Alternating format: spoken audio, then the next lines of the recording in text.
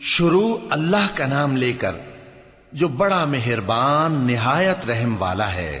ناپ اور تول میں کمی کرنے والوں کے لیے خرابی ہے۔ جو لوگوں سے ناپ کر لیں تو پورا لیں، اور جب ان کو ناپ کر یا تول کر دیں تو کم دیں۔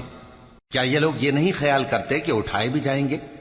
یعنی ایک بڑے سخت دن میں، جس دن تمام لوگ رب العالمین کے سامنے کھڑے ہوں گے۔ سن رکھو کہ بدکاروں کے اعمال نامے سجین میں ہوں گے، اور تم کیا جانتے ہو کہ سجین کیا چیز ہے؟ ایک دفتر ہے لکھا ہوا، اس دن جھٹلانے والوں کے لیے خرابی ہے، یعنی جو انصاف کے دن کو جھٹلاتی ہیں، اور اس کو جھٹلاتا وہی ہے جو حد سے نکل جانے والا گناہگار ہے۔ جب اس کو ہماری آیتیں سنائی جاتی ہیں تو کہتا ہے یہ تو پہلے لوگوں کے افسانے ہیں۔ ہرگز نہیں، بات یہ ہے کہ یہ جو اعمال بد کرتے ہیں ان کا ان کے دلوں پر زنگ بیٹھ گیا ہے۔ بے شک یہ لوگ اس روز اپنے پروردگار کے دیدار سے اوٹ میں ہوں گے، پھر یہ لوگ یقیناً دوزخ میں جا داخل ہوں گے۔ پھر ان سے کہا جائے گا کہ یہ وہی چیز ہے جس کو تم جھٹلاتے تھے۔ یہ بھی سن رکھو کہ نیکوکاروں کے اعمال نامے علیین میں ہوں گے۔ تم کو کیا معلوم کہ علیین کیا چیز ہے؟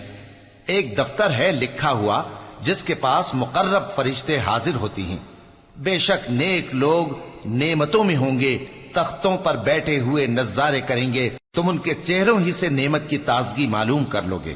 ان کو شراب خالص سر بمہر پلائی جائے گی جس کی مہر مشک کی ہوگی۔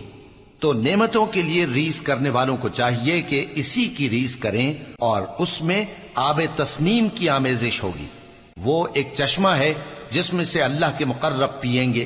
جو گناہگار یعنی کفار ہیں وہ دنیا میں مومنوں سے ہنسی کیا کرتے تھے، اور جب ان کے پاس سے گزرتے تو حقارت سے اشارے کرتے، اور جب اپنے گھر کو لوٹتے تو اتراتے ہوئے لوٹتے، اور جب ان کو یعنی مومنوں کو دیکھتے تو کہتے کہ یہ تو گمراہ ہیں، حالانکہ وہ یعنی کافر ان پر نگراں بنا کر نہیں بھیجے گئے تھے۔